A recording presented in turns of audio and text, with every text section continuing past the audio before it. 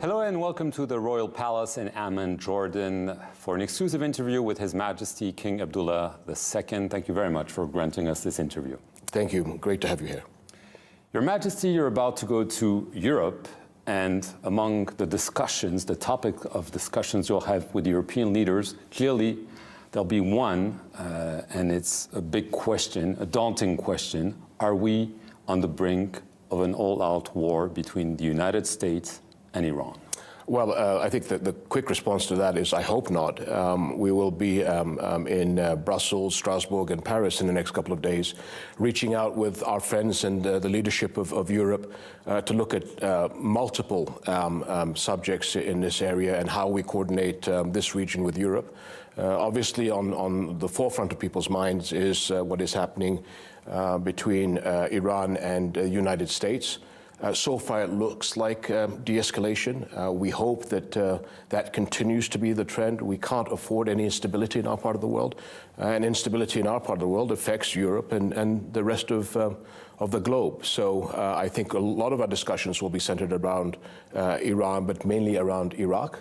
I feel that in this last phase, at the end of the day, it's the Iraqi people who have suffered, who've paid the price.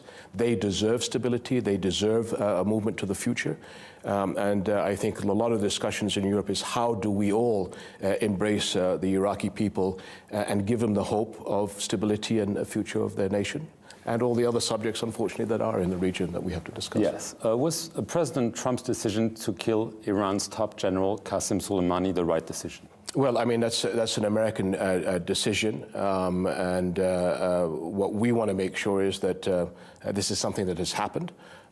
We are ushering in a new decade, not just a new year, and we hope that in the next several months we set the right tone for the region, which is to really bring the temperature down and the sensitivities.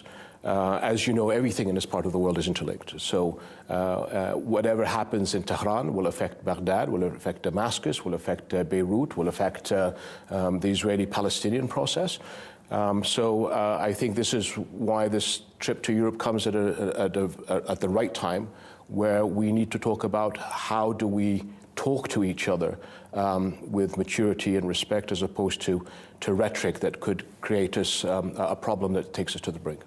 You mentioned Iraq. Obviously, are you afraid that the country could again go into a period of sectarian strife, maybe civil war? That is a possibility. I have tremendous faith in the Iraqi people. I think that but you're worried. We have to be worried, and I'm worried. Again, I have faith in Iraqi people in being able to move towards the light. Iraq was moving in a tremendous positive trajectory over the past 2 years. I think that the loss of government has created maybe a couple of steps back. I have all the faith in Iraqi leaders to move back into that, into the positive direction. We have to work very strongly in making sure that sectarianism is not an issue that we have to deal with. But again, I think my major concern in the discussions I will be having in Europe is that we have seen over the past year the reestablishment and rise of ISIS, not only in southern eastern Syria, but also in western Iraq. So if there is a split in Iraqi society, as there is today, and I know that the leaders of Iraq are making sure that that is overcome, we have to deal with the re-emergence of ISIS, and that is going to create a problem for Baghdad, and we need to be there to step in and help the Iraqis deal with that threat, which is a threat to all of us, not only in the region, but also to Europe and the rest of the world. Well, obviously, as you mentioned, you must have noticed that ISIS hailed the killing of Qasem Soleimani as quote-unquote divine intervention. The coalition fighting against ISIS has suspended its operation in Iraq. There's obviously talk of U.S. troop withdrawal from Iraq. We've seen it in Syria. So this begs the question, are we dropping the ball in the fight against ISIS? I think common sense prevails. As we've seen what has happened over the past week or so, there's been a lot of discussion with not only the United States, but a lot of, maybe under the umbrella of NATO members, on how we go from protecting, for example, maybe coalition troops in Iraq, to getting the discussion back in the right direction in working with Iraq and others in the area in defeating ISIS and the rise of ISIS in Syria and Iraq. Keeping in mind it's not only those two countries, we have an issue in Libya where we're seeing the strengthening of foreign fighters coming out of Syria, going to Libya.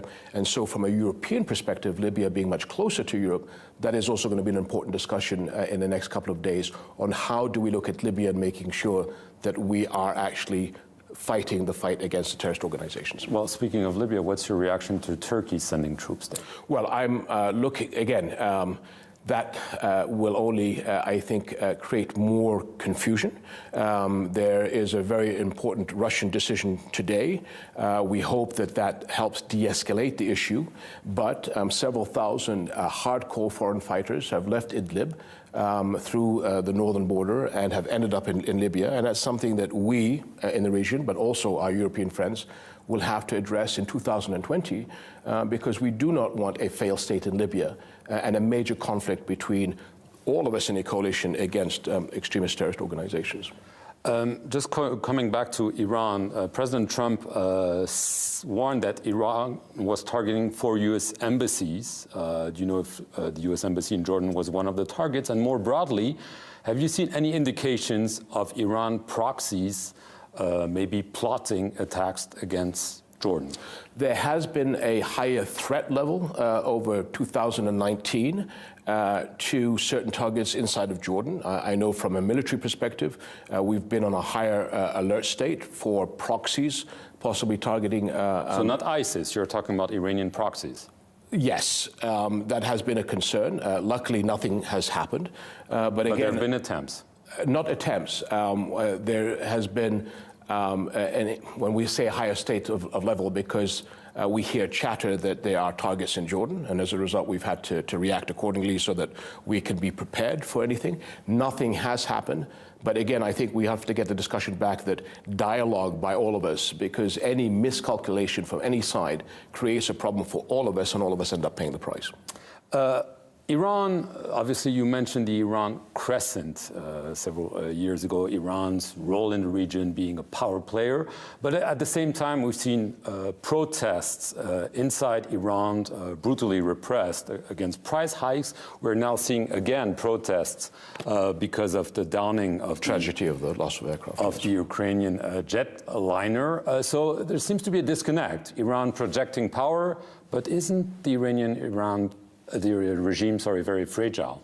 Well, and I'm glad that you said, I think when I had mentioned that statement many years ago, I said the Shia crescent, but more, I think realistically, it's the Iranian crescent that has, obviously it's reached not only in Iraq and Syria and Lebanon, which has been an issue that we've all had to deal with. We have always seen the internal challenges that the Iranian people have had. I think that the economy is difficult. It is a stress on the regime.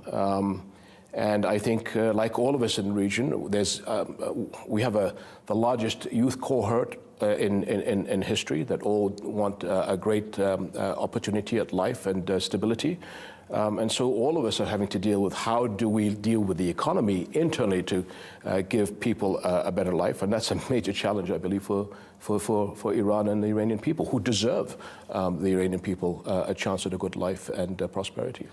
Just briefly, Sultan Qaboos of Oman just died. And he was, in a way, he was at some point a channel between Iran and the United States. And will this be someone missing even more due to their current circumstances? Absolutely. His late Majesty, the Sultan, was an icon. There was a tremendous friendship between His late Majesty King Hussein and the late Sultan. I was very fortunate to have inherited that friendship. And His Majesty was known for being a neutral voice, a voice of reason, and a leader that actually brought people together. Specifically, I think that he was a strong conduit between Iran, the Arab world, and the international community. I am fully convinced that Oman will continue to play that positive role, but definitely he He was one of those, the sort of the last generation of leaders that we have all terribly missed. And I think the world will miss the ability that the Sultan had to bring nations together. I want to get to the Israel-Palestine issue. Benjamin Netanyahu has said he wants to annex the West Bank or large parts of the West Bank. The Israeli government is taking steps to do so. The US government has changed its policy 2 months ago regarding settlements. It says now it doesn't violate international law. You warned that there would be, quote unquote, severe consequences if this annexation happens. What do you mean by severe consequences? Could this be downgrading or severing diplomatic ties? Well, Jordan is strategically committed to the peace between Jordan and Israel, and that is a major element of stability in the region. We understand, unfortunately, that the issue of elections that has been going on for over a year means that there's Israel looking inwards as it's dealing with its domestic issues. And as a result, our relationship is on pause. We hope that the Israeli people will decide on a government sooner rather than later. And then we can all see how to move forward. The two-state solution, in my mind, and I know in the majority of European countries, is the only way forward. The one-staters that are pushing their agenda makes no sense to me whatsoever, because there's two standards then, two sets of laws for two sets of people.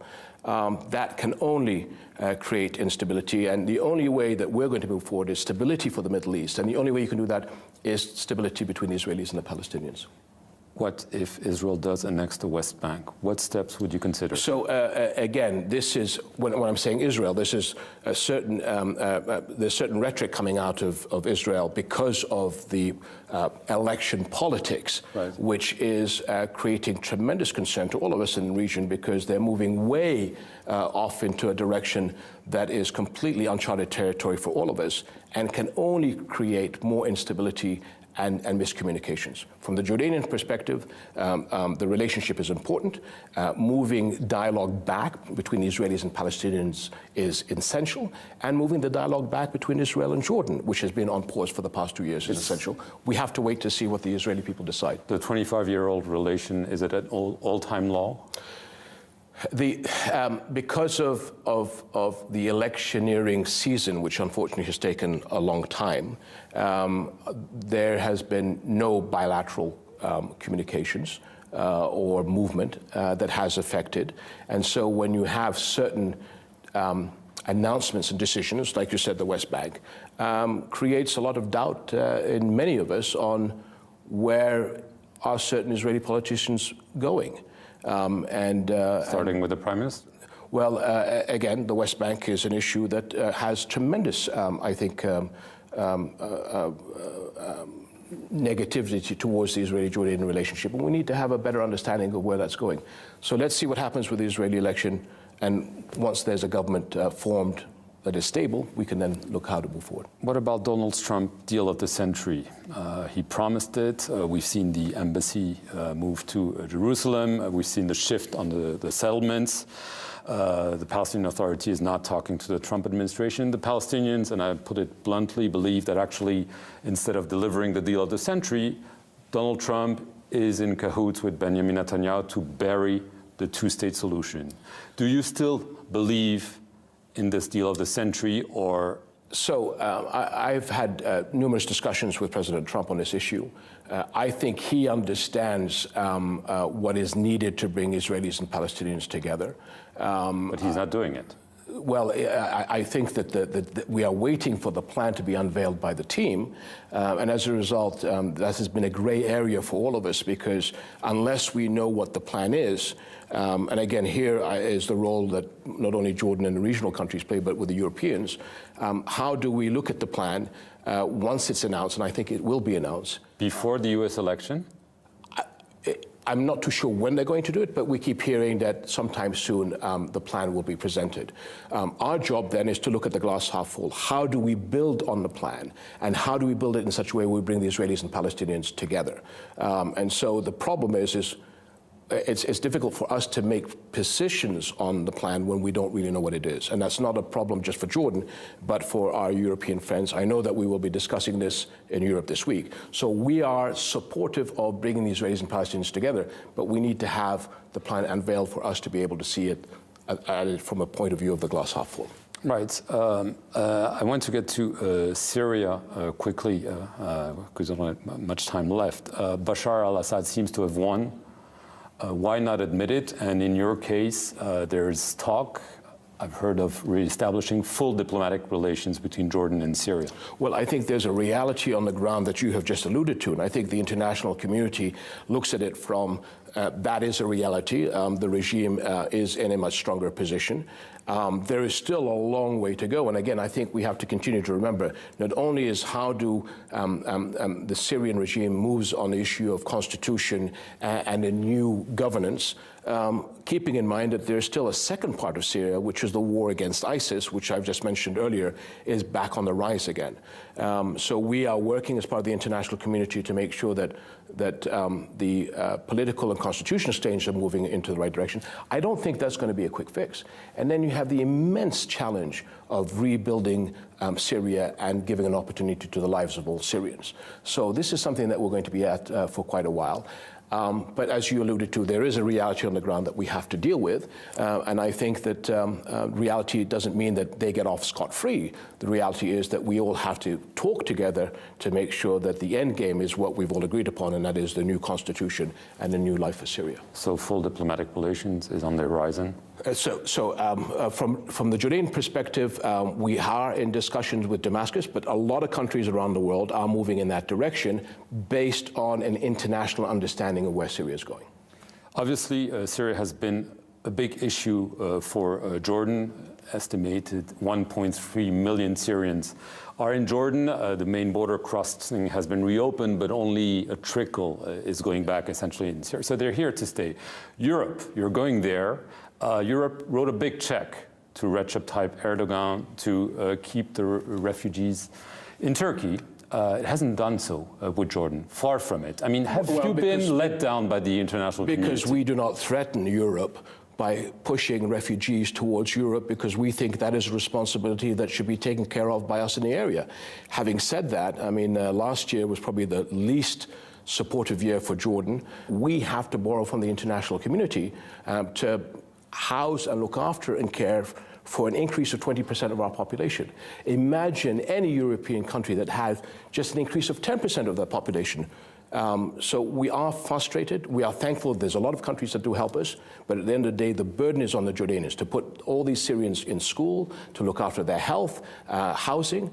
It has been a tremendous struggle for us to move, and we're, I'm sorry to continue this, being let down for doing the right thing.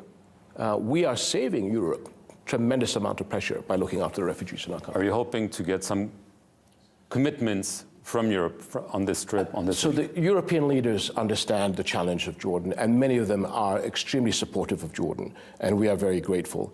And I'm sure there will be discussions on supporting, but again, part of the reality of life is there is donor fatigue, there is refugee fatigue, and Jordan suffers as a result. Just as a last question, we've seen recently in Algeria and in Sudan, long-serving president being pushed aside. We've seen in Iraq, we mentioned it, in Lebanon, prime ministers being pushed out by protests against bad governance, corruption, and so on.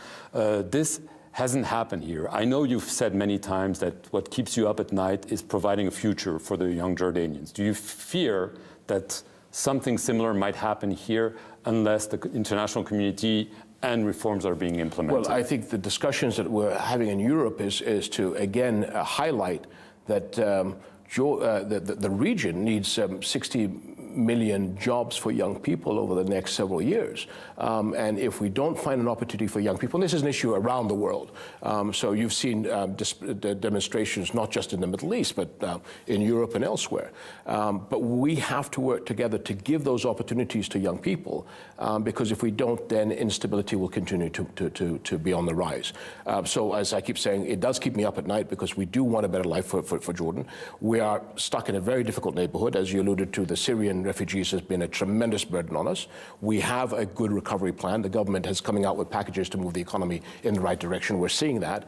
But we do need more support from our international friends to be able to make sure that at least Jordan is a model moving in the right direction. But as you alluded to, many other countries are dealing with the same problems in the Middle East. King Abdullah of Jordan, thank you very much for being our guest for this exclusive interview. Thank you for watching it here on France 24, and stay tuned for more news.